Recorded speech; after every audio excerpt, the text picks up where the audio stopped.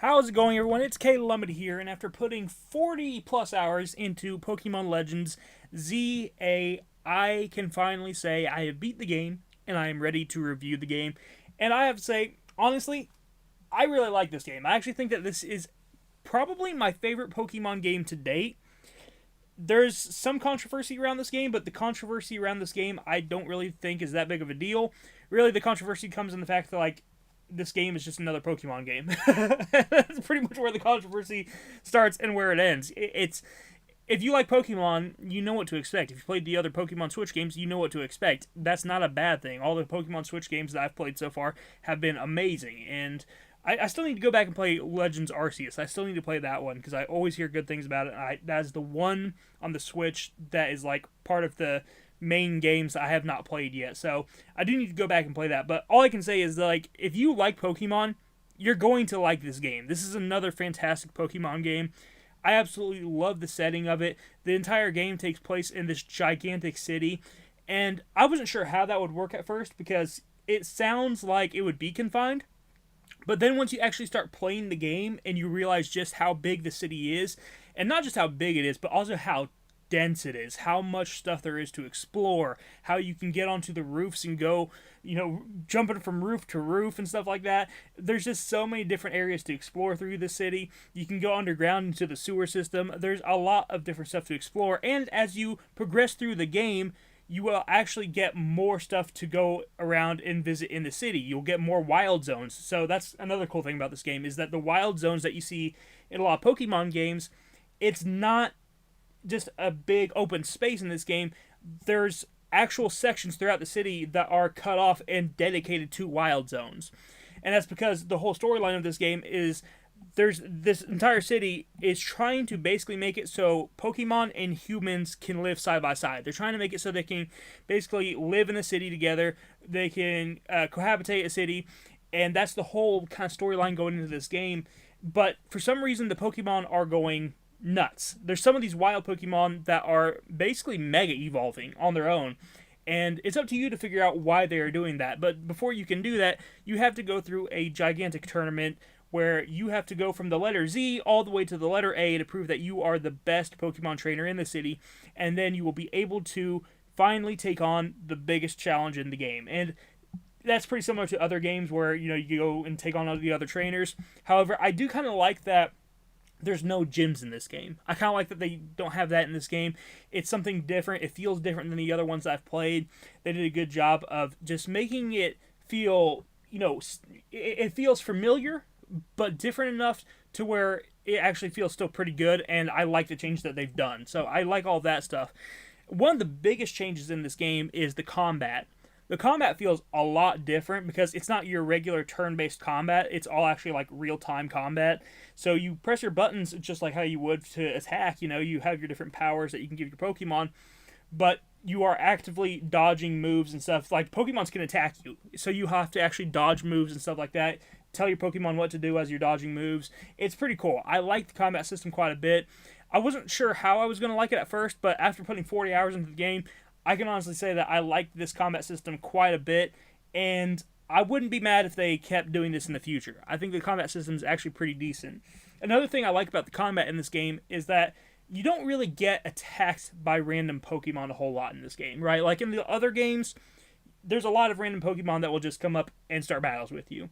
But in this one, it's a lot easier, first of all, to just walk away from them, which is really nice. But then you also have the fact that, even the battles versus trainers, there's not random trainers just waiting to stare you down, so you'll cross their path to battle you. That's not how this game works. This game has actual battle zones that will pop up at nighttime, and when those battle zones pop up, you will be able to go to those and take on other trainers, collect points. Those points go towards your ticket, and you need those tickets to be able to take on bigger challengers to advance in the actual alphabet ranking of this game. So I like the way that the combat is set up. I'm glad that there's not just a bunch of trainers just waiting around just to stare at you to start battle. That was always something that I'd never a big fan of in the other games.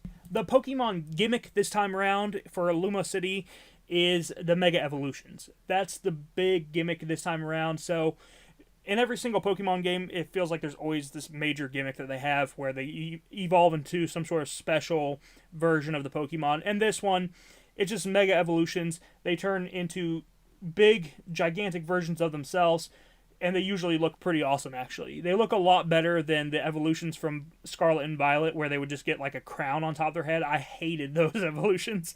The mega evolutions actually look pretty cool, and it's pretty cool having these giant Pokemon. And speaking of giant Pokemon, they also do have alpha Pokemon in this game, which you can go and find in some of the wild areas, and they're basically just giant versions of the regular Pokemon, and they just have better stats and stuff like that, and they're tougher. In terms of the cast of characters in this game, I actually like pretty much all of the characters in this game.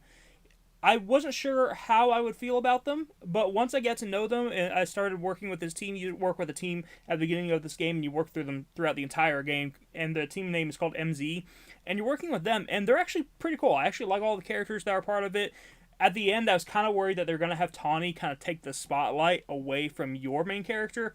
However, they did a good job of wrapping that up and making what happens in the story make sense. So they actually did a good job with the characters. They did a good job with the story overall also. The story has plenty of twists and turns that I didn't expect. You know, there were moments where I wasn't paying attention too heavily, but they still ended up making it so towards the end of the game, I was really paying attention, you know? But there are definitely some dialogue that just seems to be going on too long, right? So I would definitely skip some of the dialogue because I just get kind of sick of seeing some of it, but I still understood everything that was going on. There's just a lot of fluff, I feel like, in some of the dialogue, so keep that in mind as well. So I like all the stories. I like the main missions that you do in this game. I like the different battles that you do whenever you're going, and you have multiple main missions that you're trying to do. You have the main mission, like I was talking about, where you're going through the ZA tournament, but then you're also going through and you're trying to beat all of these mega evolved Pokemon. So that's another thing that you have to do. You're going and you're finding these rogue mega evolved Pokemon and you're taking them on.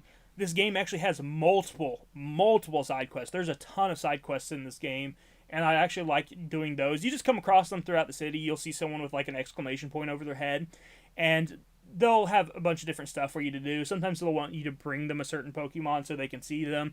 Sometimes they'll want you to battle them. Sometimes they'll have special like win conditions for the battles and stuff like that, or they'll want you to use a specific Pokemon to win the battle. So I do like that as well. I think all the side missions are really fun, and it just gives you more to do. It just makes the city feel more alive. And this city is, like I said, it's huge, and it definitely feels alive. There's tons of people in it. It's very populated.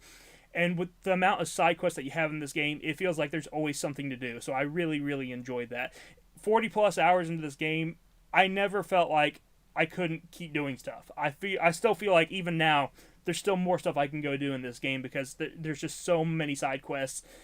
I'm still trying to complete the Pokédex even. Like, there's just a lot of fun stuff to do in this game, and I'm really enjoying it. And speaking of the Pokédex, I really like all the Pokemon that are in this game. There's definitely some that I'd like to see in the game that weren't, but I think that a lot of the ones that are in this game are pretty good. I like the the ones that are in this. They got a lot of the heavy hitters in there. They got the stuff that you'll probably care about. You know, the Charizards, the Squirtles. They got that stuff in there. The Pikachus, Eevee, and the evolutions of Eevee. So they got the main stuff that you'll care about, but they also do have some other characters that are a little bit lesser known that you'll probably still like as well. So I think that the cast of Pokemon in this game is also just really, really well done.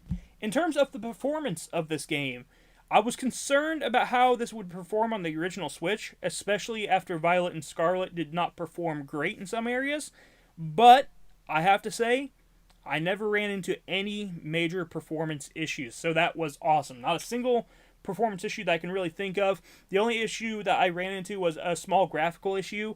I saw that there's this little fountain area, and the tiles in that fountain area just kind of looked a little bit messy. They didn't look great. They kind of looked like muddy texture. So that'd be my only complaint, but that's not something that really affects gameplay. It was just something I noticed. And I was just like, could have done without that. But for the most part, this game plays phenomenal, and I think it actually looks pretty good too. I know a lot of people weren't a fan of the way that the buildings look. They're just like, oh look, it's just like PNG slapped onto a building. I don't really care. You're not paying attention to that stuff a whole lot whenever you're doing Pokemon battles. I didn't even notice it while I'm playing the game. The graphics in this game are something that you notice for like a total of 30 seconds, and then you stop caring because it's a Pokemon game. You just want to have fun. So I didn't notice that. I didn't really care about it. The game's still a Pokemon game. It looks still phenomenal for a Pokemon game, even with, those, complaints that people have. I still think that this game still looks great, especially at nighttime when the holograms start lighting up the city, because, each section is divided by these holograms. The battle zone is divided by a hologram. The wild zones are divided by a hologram, and whenever those are lighting up at nighttime, the city just looks gorgeous. There is one other technical issue that I did notice, and that is that there is some character pop-up. So, I didn't notice too much environmental pop-up, but character pop-up I did. If you are, going to an objective, for example, and you're running towards the objective, you may see the characters just kind of, gradually pop up as you're running towards and stuff like that. And that can be a little bit distracting. So, there is that one. I don't think it's a major issue, but it is something that hopefully is better on the Switch 2 version of it. But again, I'm playing on the original Switch, so I can only judge it based on that. I will quickly talk about one of the other complaints that this game has been getting a lot of flack for, and that's that it has no voice acting. But none of the mainline Pokemon games that I've played have had voice acting, so I don't really understand why anyone cares about that. That, to me, is a nothing burger. I expected this game not to have voice acting, and I don't really want it to have English voice acting for sure, because honestly, English voice acting these days has gone downhill drastically, so I don't really care about that. If it had Japanese voice acting, I wouldn't mind that. I think that would be a good addition if they had the Japanese voices.